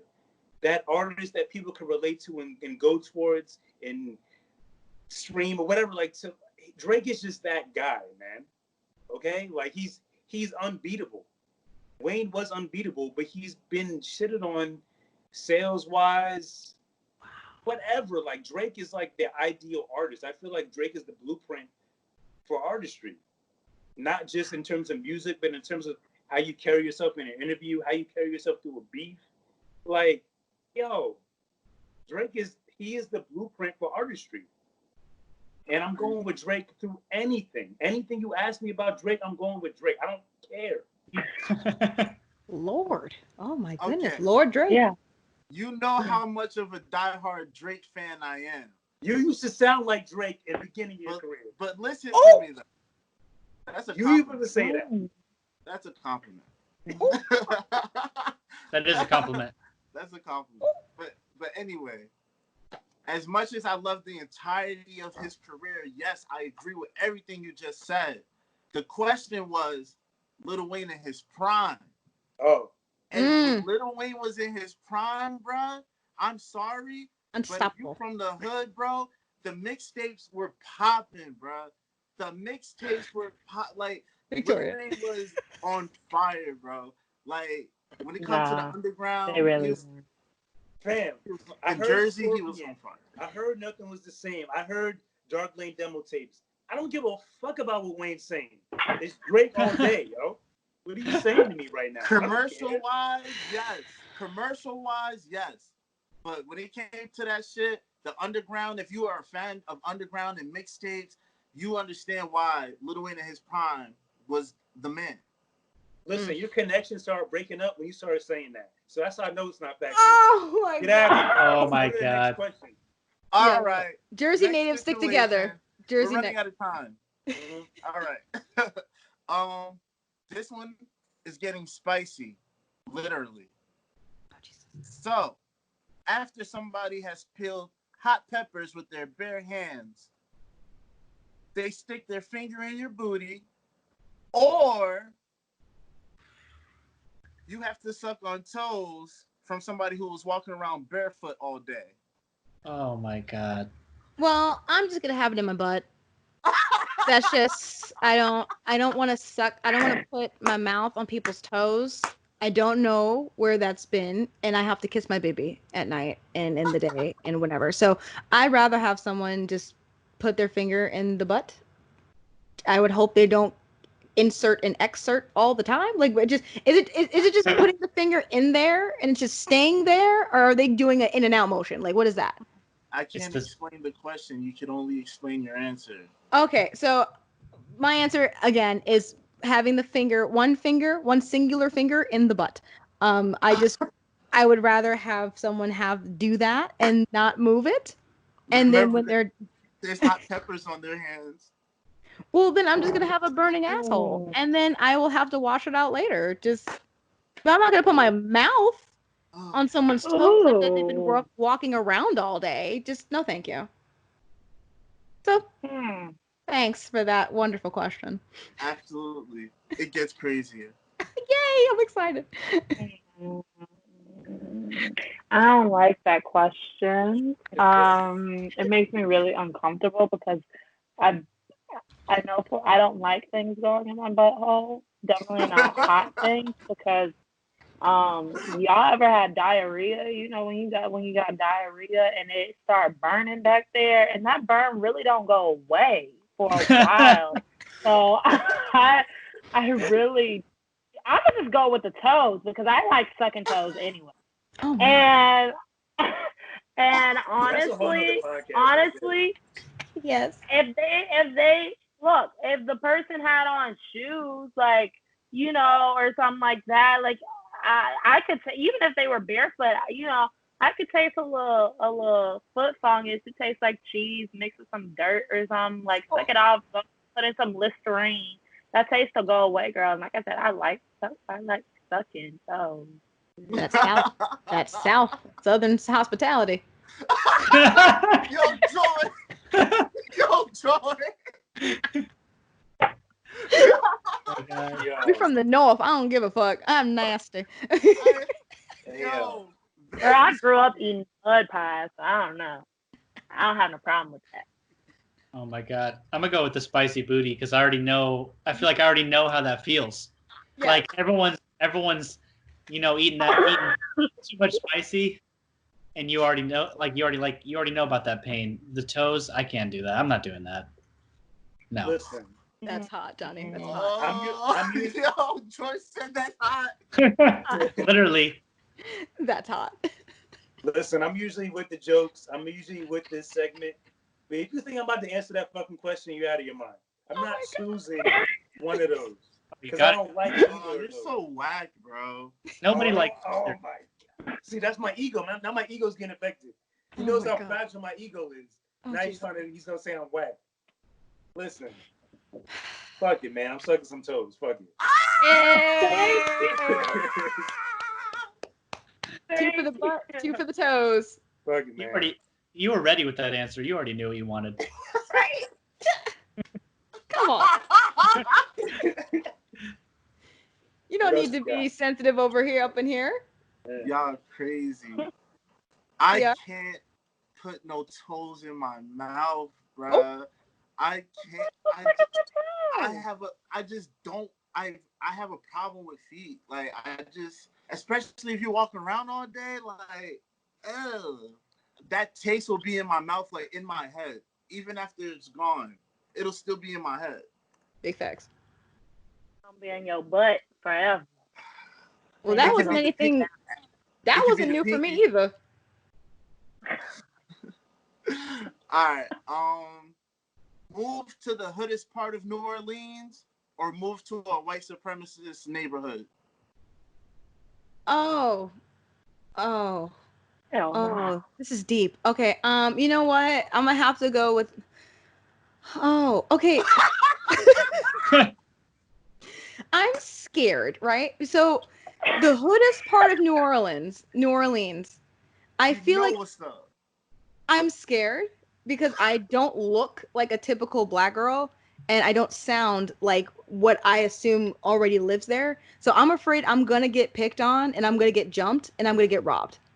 But then on the same time, white supremacy, I could fucking die. So you know what? We're going to go with New Orleans. Like, we're going to just go there. We're going to just live there. And if I get beat up and called white girl or whatever the hell, like, I'm articulate, whatever, it is what it is. But I could live there, maybe help people. Maybe I can tutor. Maybe I could just, like, be an example for people. But white supremacy, like, Kevin don't care that I talk well. Like, he's just gonna, like, rape me and kill me. So, you know, yeah, let's go. Let's go with that. Thanks. No, I think so. Look, girl, I feel like I'm not gonna choose either one because I'm gonna die either way. Like, listen, both are gonna result in me getting raped and probably shot. That's just the honest truth. I don't really. But here's the thing. I take it back. I'm choosing the hood and NOLA because there be some fine men down there, and I like a little thug. Somebody like a little Bootsy or something. I got a problem living in the hood. I'm gonna keep it real with y'all. Like, get some good food, some good men. Might have to dodge a couple of bullets, but hey, I could be a school teacher. You know, like you said, we could be helping our community. Probably some cheap properties. I could probably buy a house. And a couple of houses, you know, and make money to get up out of the hood. The white supremacy thing, I already live in that right now. And let me tell you something. That exact statement is why you're on this. That exact statement is why you're on this podcast tonight. Period. Like, that was like the realest shit I think I've heard all 2020. So, yay! With that. I'm gonna say New Orleans because the food's gonna be way better for sure. Oh shit! For sure. Yes. I'm gonna keep, especially because like it's safer for me to live in the white supremacist neighborhood. But do I want to be around those people, and do I want to eat their food? No. Like what? Especially like I just recently started eating meat a couple months ago after 14 years, so like I'm all in. I've been trying everything. Let me tell you something about Johnny right quick. This nigga grew a man bun and started eating meat. Like he's a real he's woke as hell. Like Yes. Johnny is an ally, yo. Okay. I miss you so much, Johnny. I didn't know that because I knew you as vegan. Yeah. You eating meat now? Damn, boy. Okay. My answer is I'll move to the white supremacist neighborhood. I'll be the next Nat Turner. I'll take that shit over, and it'll be another Black Wall Street. That's why you're here, Jeff. Okay. I feel you. I would definitely be in the hood because I just feel like, hey, everything that Victoria said is exactly what I would do. It's what I'm doing now, and I live in the hood. I'm out here trying to get out. I'm trying to buy some property. I'm eating. Yeah, I'm gonna just rack it up. You feel me? Taking advantage of this public housing. Yeah, like I don't have a problem with that. Save my shit. Word. All right. Let me just be an associate for y'all when y'all do that. Just please help me, like rope me in so that I can be useful as well. Girl, all you need is like a few thousand. Just put it in. We gonna just start. We gonna rebuild the hood. We gonna gentrify the hood, and that's what white people do. That's what Next one. That's what I'm doing right now. I live in Bed-Stuy and I'm a white person. Yo, how many more do you have up? Can I use the bathroom right quick? You good? Yeah, go ahead. Do you want to hear this so that way by the time you come back you can answer? Yeah. Eat a salad with random pubic hair in it, or lick the curb of a busy street in Manhattan. Oh, I'm ready. Okay. I feel like that's easy. I feel. Yeah, you know what? I'm gonna eat the pubes. I'm gonna eat the salad pubes. Oh, what? You're saying look? He didn't say that the pubes had like crabs or anything in it. You want me to lick the curb of a busy Manhattan street? I was gonna lick the curb. One lick. Yeah, it's not gonna get stuck in your teeth. I've gotten off the train and have walked 2 blocks to get to the studio. I've seen disgusting shit on the curbs of Manhattan. I don't have time to put my mouth anywhere near anything that's been coming out of other people's mouths, orifices, dogs, cats, whatever. I don't have time for some nasty ass rainwater, spit, disgusting mucuses. I'm just gonna have a salad with some pubies in it. Can I put ranch on it? Can I put ranch or Italian dressing in it? I won't even know. All the fixings, honey. Shit, I won't even know it's there. Literally won't even know. I'll be like, so good. Yes. Yummy.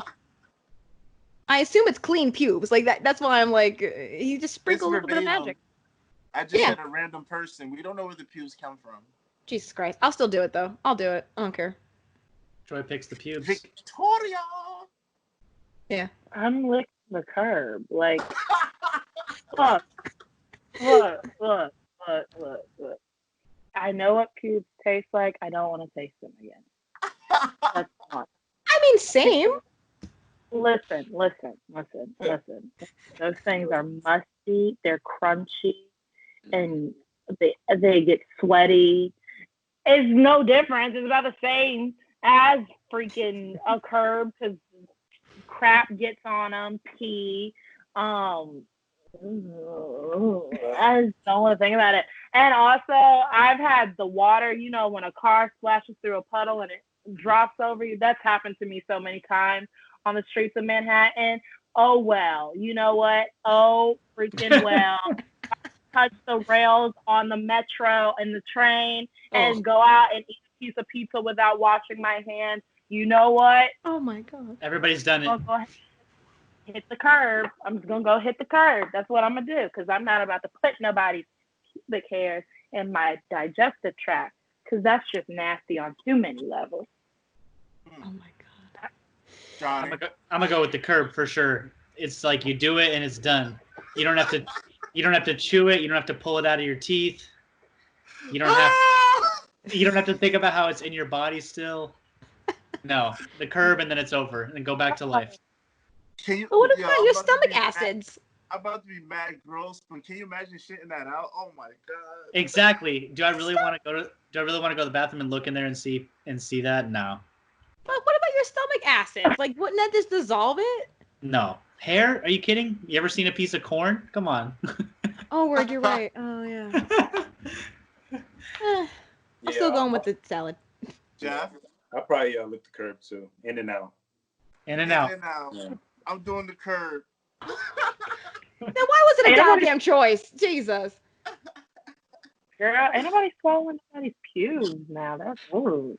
Then you Yeah, gotta kiss that shit somebody gets stuck in your afterwards. They're gonna throat, be it's like, why over. Yeah, it's gonna tickle in your throat. Exactly. No. All right, I got two more because we're running out of time. So two more, then it's done. So, all right. Have sex with a very attractive person, but they smell horrible. Or have sex with a very less attractive homeless person. And they smell how? That is verbatim. Mm. Oh. That's not right. That's know the what? rules. Some sick All right. rules. If they're gonna be smelly, I can have nose plugs. So we'll just do that. I just can't breathe. Because I am someone that, like, I'm not gonna just have sex with someone that I don't think is attractive, like, in my eyes. Like, I just won't do that. So, but smell is very much distracting. Like, I'm gonna remember that smell forever. So I might as well just pretend like my nose is clogged and just still do what it do. Know your worth, queen. Right? I'm a Taurus. I don't care. Like, we'll do this. We Earth people. I love comfort. Oh man, yo, you kill me. That's what it is. Victoria's face, though. I don't like this type of stuff. Well, when I think of homeless, he never defined homeless. So I know a lot of people that are homeless right now that I would fuck, actually. Because to be homeless simply means that you do not own a home. Like, you don't have a home of your own. Some of us rent and don't own. So I'm gonna go with the homeless person, actually. And even if they are like on the streets homeless, odds are they probably haven't banged in a long time, and he could probably tear his ass up. So I'm gonna just go with the homeless. I'm going with the homeless. Okay. Yo, Okay. that was a By great the way, loophole. to the listeners, go that's- back and listen to the listeners. Go back and listen to the first time Victoria was on the podcast. Then listen to this one. It's like Oh, the God. duality is like crazy. This is some new information. Ooh. All right. So you didn't. That's what this or that does to you. Brings out the real you. Hey. It does. Jack. I'm just keeping So you don't know. So you don't have any info on how the homeless person smells. No, 'Cause that's the loophole. Yeah. The way you can use loopholes in this game. Oh Like how man. she said, just because they're homeless doesn't mean they live on the street. Yeah, I would say the homeless because you're doing the good deed. For one. Oh my God. Also, just find someone not nasty. Right. Yeah. But like, I'm gonna my leave it at that. loophole is that you don't have to smell them. Just because they're smelly doesn't mean you have to smell them. That's true, but then you got to do Listen, this sweetheart, the at whole some time. point you smell that. No, you put Yeah. the little thing in. You just like the little clamper thing, and then you just breathe it in. And you through talk your like mouth. this. I ain't talking. If I'm, oh my God, wait, where did she go? No. Child, no. This is just this Skype shit. Hopefully she can call back. Oh, there you go. I'm done. Yeah. She's back. I was like, where did you go? What just happened? Okay. Yeah. I mean, at least I was just saying, like, at least I can, like, if we're doing it, I'm not gonna be talking or like while it's happening. I don't know. Go ahead. You listen. I've been with somebody who didn't smell too great. My eyes started turning red. It was horrible. And on the flip side of the question, I've seen some fine ass homeless people. Not the ones on the street. Don't do that to me. But I've seen some people without a home that's pretty fine. So I'm going. I'm going with the second option. But you said less attractive and homeless. Yeah. But Hello. oh yeah. You said less attractive. That's true. Looks don't really matter like that if they don't smell bad. But to bad. whose standard? Yeah, smells. I can't ask him that question. But to whose standard? If it's my standard for less attractive could be to this person, to like CR could be like hell of attractive. You know what I mean? So I'm going with the second option. That's my answer, and it's fine. I don't want no smelly anything.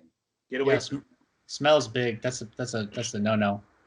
Yeah, I probably would go with the less attractive homeless person because that bad smell is gonna ruin sex for me. It's like traumatizing.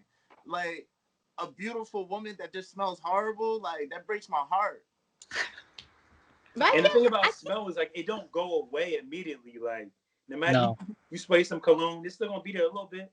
You know what I mean? Like I can't have sex with people that I'm not attracted to though. So I'm like but for me, Joy, honey, look. as long as she got a fat ass, I'll be all right. I can't do that. I can't. I can't do that. That's why I just did the smell. I would rather, like, if I'm attracted to you, I'm attracted to you. And if you smell weird, all right, I'm still gonna make it work. But if you're not attractive to me, why are we having sex in the first place? And you're sometimes you've got to take one for the team, okay? Holla. Listen. Exactly. I don't know that. Holla. After a certain time, everybody's attractive. I couldn't. I don't know about all of that, but I've had to do it with people that are god awful looking just because. Just because. Exited. You know, sometimes you got to do what you got to do. Yeah, I'm ready for the last one. Oh my god. Y'all live some great lives. Yes. Contract the coronavirus or have Donald Trump for 4 more years. Oh. That's not fair. That's not right. Wait, I'm going to get the coronavirus. Corona. Wait, Donald Trump performed what? 4 more years. Either contract the coronavirus or have Donald Trump as president for the next 4 years. Man, fuck it. I'll take the Rona. Fuck it. Get the Rona. I'm pretty sure I already had coronavirus, actually, and I survived. So I'm just going to get corona. Yeah, I feel like I would survive. I'll take corona as well. Like, as much as I really don't want to have any of that, but I am still saying that, like, with the shred of a doubt that we might get that. Like, he might be here for another 4 years, like, and we shouldn't be surprised if it happens.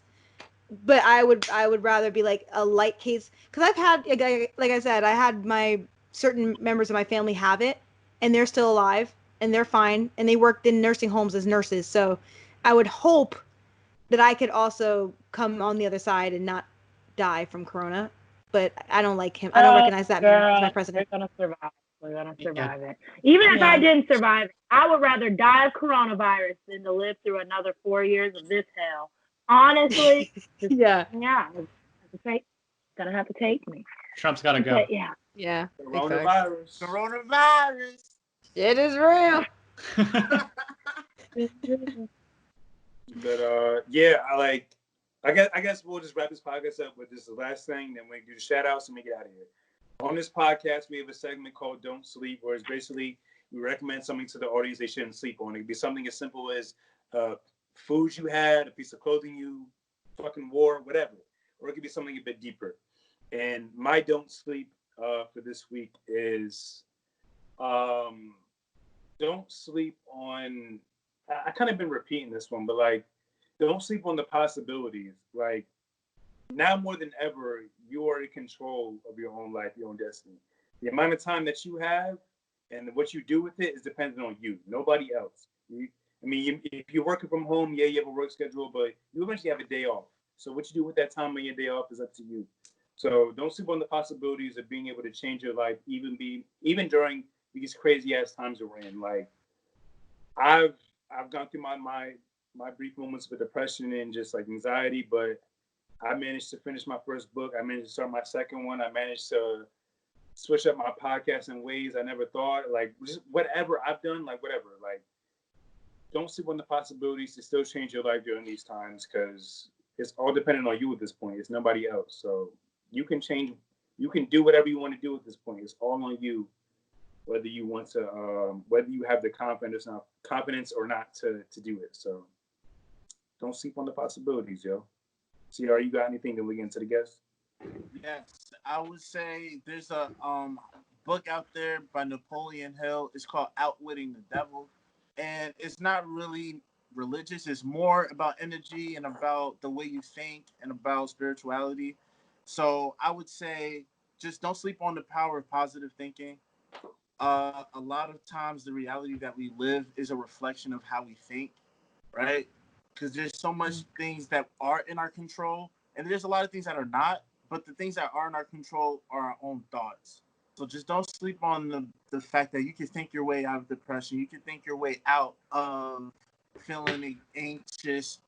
It's called meditation or whatever you want to call it. But that ability is in all of us. So just don't sleep on the power of positive thinking. Anybody else that don't sleep? Don't sleep on consistency. Like, please do not sleep on the power of consistency. Being consistent in all aspects of your life can really give you a successful result that you never imagined if you just stay consistent and really work through any trials and tribulations you come along. Just be consistent, whether it's with your relationships, whether it's with your dreams, whether it's with goals, whether it's with your job, whether it's with your finances. Just be consistent with the overall goal that you want to achieve with anything, and you'll get the result that you want. So don't sleep on consistency. I'm gonna say don't sleep on your health, because as someone that struggles with, like, I got mental health struggles, like most people. A lot of the times there's such a direct correlation between sleep, exercise, and diet with how you feel. So, like, before you get too in the spiral of, like, why am I anxious? Why am I depressed? Why am I in a manic upswing? Why am I on a downswing?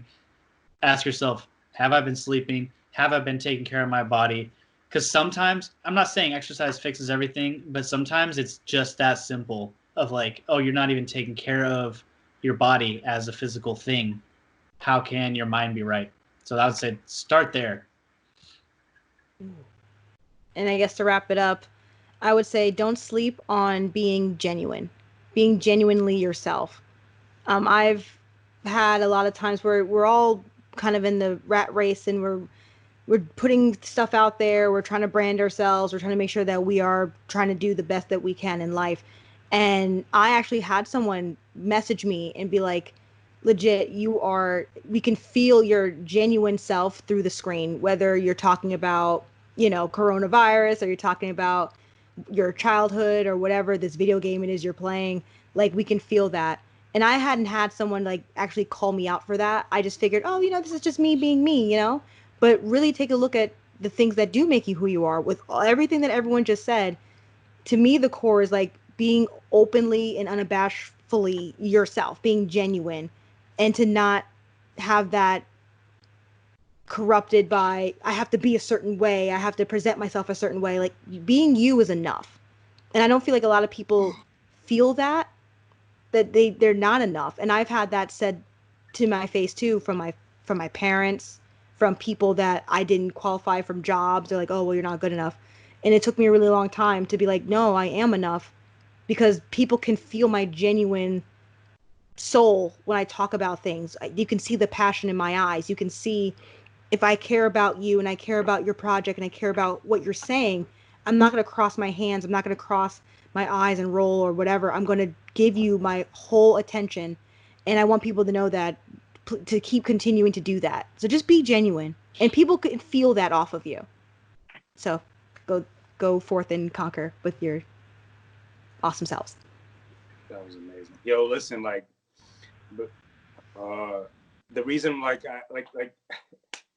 the reason like the four of you are on this podcast tonight is because like during the interactions I've had with all of you, like they've been completely genuine and just like completely memorable for me. You don't really come across people that are just genuine people, right? Let alone like you don't come across one person, let alone four people. And during the interactions I've had with all of you, it's just been consistent, it's been genuine, it's been real, and I'm truly appreciative of all four of you. And I'm just glad that all four of you are doing well during these crazy ass times. And I'm hoping when all this shit is over, we can have a big ass party and fucking, you know what I mean? Like we can introduce Victoria and Enjoy to weed and shit like that. Like Yeah. I just want you guys to know, like, I feel like I haven't been like the best communicator. Like during this time, I realized I haven't been the best communicator with the people in my life. So I want to start with this and let you four know that I'm genuinely appreciative of you, and I support anything you guys do going forward. And thank you for coming on the podcast tonight. So please shout out where people can follow and support y'all, starting with Victoria, going to Johnny, then Joy, then CR, and that's it. Yeah, guys. So follow me on Instagram or anything at It's Just Vic. Yeah, that's peace out for me. Can you spell that out for me? Spell that out because I'm trying to do that right now. Oh, sweet. It's ITSJUSTVICK. Gotcha. On all platforms. Okay. I'm just on Instagram, johnnyo.sound. That's it. My website's johnnyOsound.com, but Instagram is pretty much all I use. I'm always putting stuff out. I'm about to put out some new music very soon. But yeah, that's it. I follow Johnny, so I'm like, yes, I look forward to hearing your music. And all the stuff that you do, because like, ooh, you're eating meat now. Oh my god. That's the important thing. Oh my god. Thank you, Jeff, so much. Thank you so much, CR. Thank you so much for having us. My name is Joy, like to the world, and follow me on all the things at Joy Infinity. So that means infinite joy. So it's Joy, N as in Nancy, FIN as in Nancy, ITY, as in you can follow me on the things. So yeah, thank you. All right, and you already know if you're hearing my voice right now, make sure you follow me on Instagram and Twitter at CR_908. Be on the lookout for some new music, We So Hot music video and song coming out this month featuring me and Killer KC. So be on the lookout for that. Or follow us on social media at Introverted Intuition Pod on Instagram, at IntrovertedPod at Twitter.com, YouTube.com/Introverted Intuition. Subscribe to our Patreon account. That's a new thing we're embarking on. We're really passionate about it. Patreon.com/Introverted Intuition. All this will be in the bio of the podcast, obviously, but if you're a good listener, you'll be able to pick up on all this. Our website is about to drop early next week, introvertedintuition.com. So look forward to that. And again, thank y'all for it. This is a great episode. Aside from like the technical difficulties on my side, but this is a great podcast. I needed this, and hope we could do this again. Thanks for having me. Of course, y'all. Y'all got Bye, gang.